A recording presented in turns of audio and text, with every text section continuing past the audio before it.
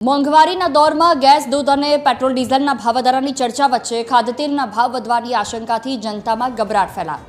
પરિસ્થિતિને ધ્યાનમાં રાખી પ્રધાનમંત્રી નરેન્દ્ર મોદીએ લોકોને તેલનું સાવધાનીપૂર્વક ઉપયોગ કરવા માટે અપીલ કરી છે। જો કે આ દરમિયાન તેલ એજન્સીના માલિકે મહત્વપૂર્ણ સ્પષ્ટતા કરતા જણાવ્યું છે કે હાલ બજારમાં તેલના ભાવ વધવાના કોઈ સંકેત નથી।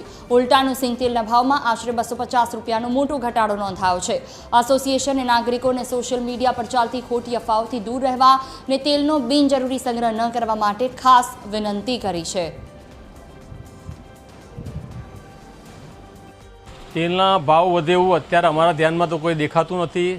અમુક આનો છેલ્લા 15 થી 20 દિવસમાં સિંગ તેલના ડબ્બે 200 થી 250 રૂપિયાનો ઘટાડો થયો છે।